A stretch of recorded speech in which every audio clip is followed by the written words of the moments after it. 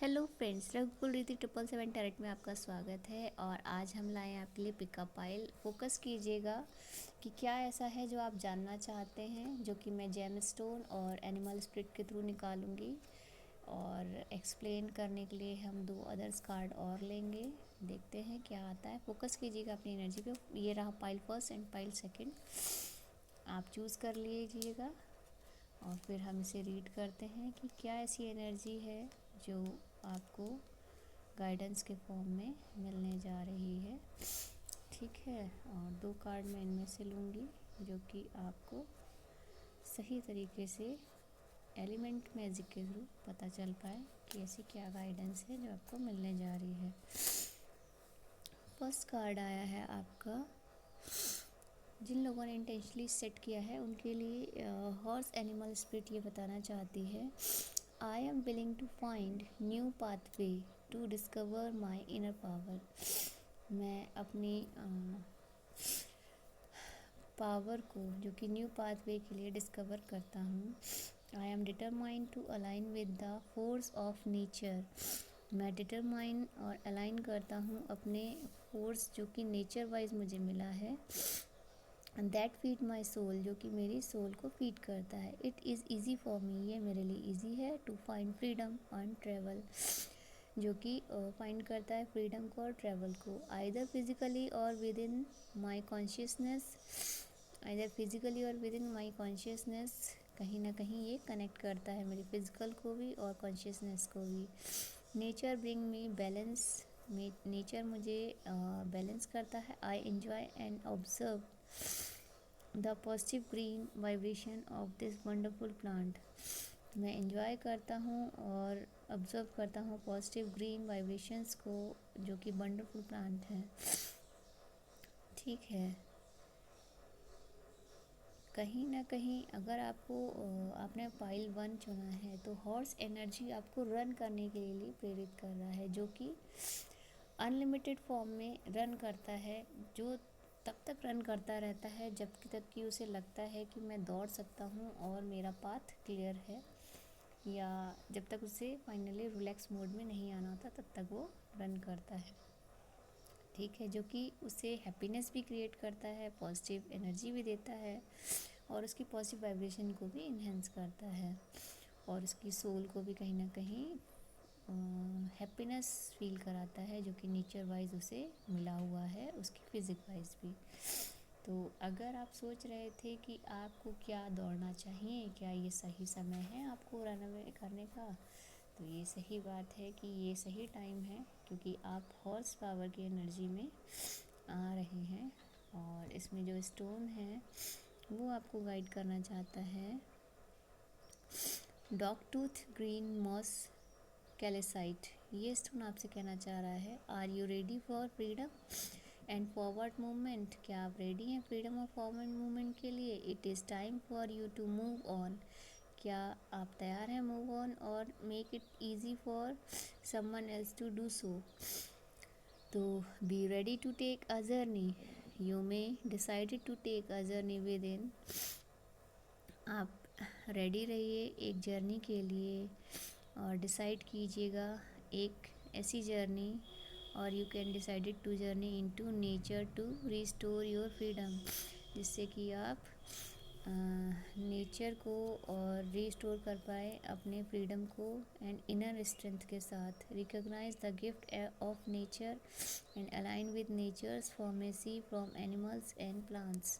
तो रिकॉग्नाइज कीजिए अपने गिफ्ट और नेचर के अलाइनमेंट के साथ, nature of pharmacy for animals and plants के साथ। तो ये स्पिरिट कहीं ना कहीं आपको पॉजिटिव वे में कंसीडर करना चाहती है नेचर एंड स्पिरिट की उस स्ट्रेंथ को, जो कि एनिमल स्पिरिट जो हॉर्स हैं वो कहीं ना कहीं रन के साथ साथ नेचर को भी कनेक्ट करने की बात करते हैं। इसमें आपके लिए गाइडेंस के तौर पे जो एक कार्ड एलिमेंट मैजिक का है वो ये बताना चाहता है, द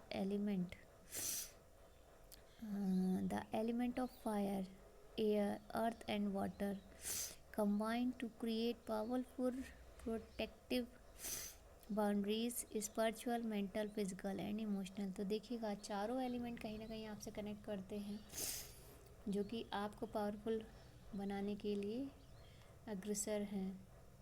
जिसमें fire, air and earth and water का कंबाइंड है।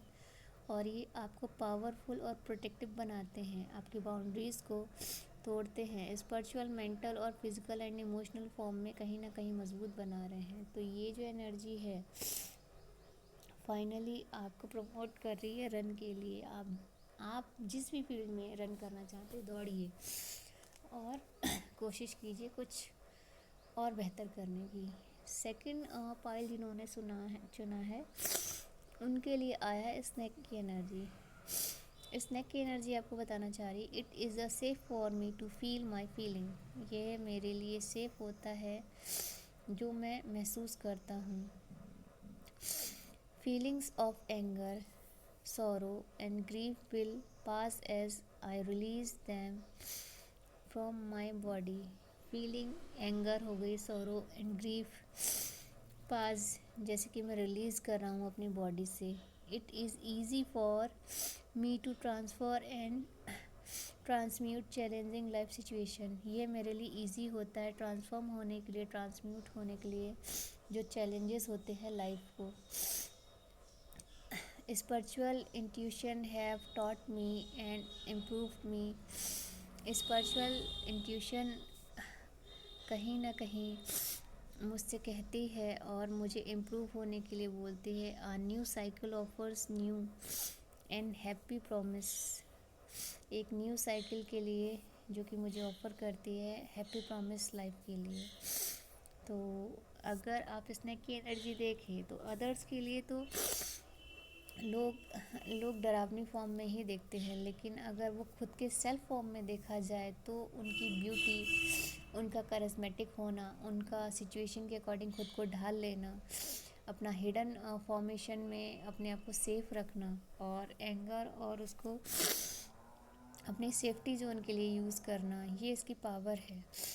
तो कहीं ना कहीं अगर आप इस एनर्जी में आते हैं तो आप अपने आप को सेफ भी रख पाते हैं और अपने टेंशन और एटमॉस्फेयर के सराउंडिंग टेंशन और एंगर को रिलीज़ करते हुए आप ट्रांसम्यूट और ट्रांसफॉर्म भी हो पाते हैं। तो ये एनर्जी अगर है तो ये बहुत अच्छी बात है। ये कहीं ना कहीं आपको सेफ जोन के लिए प्रेरित करती है।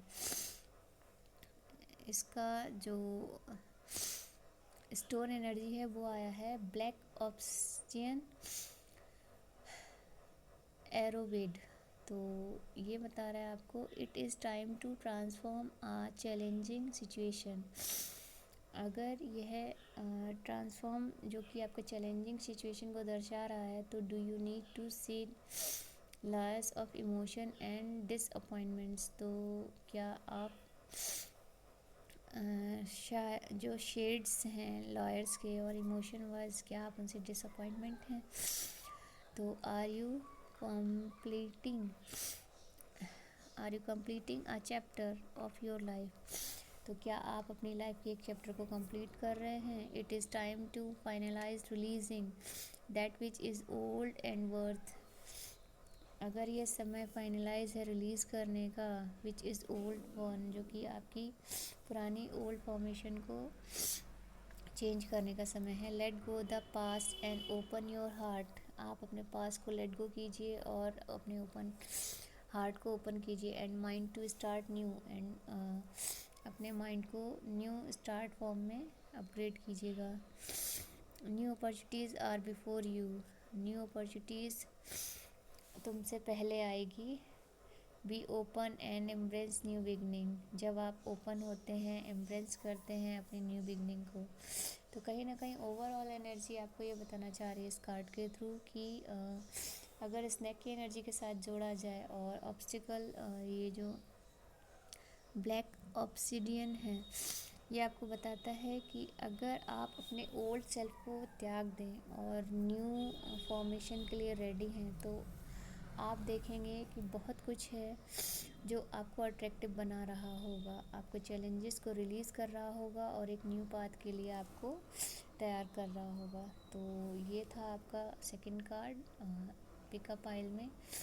तो ये आपके सेल्फ फॉर्मेशन की बात कर रहा है, जिसमें आपको पास्ट को लेट गो करना है और पुरानी चीज़ों को छोड़कर न्यू की तरफ कहीं ना कहीं अपग्रेड करना है। आप देखिएगा इसमें आया है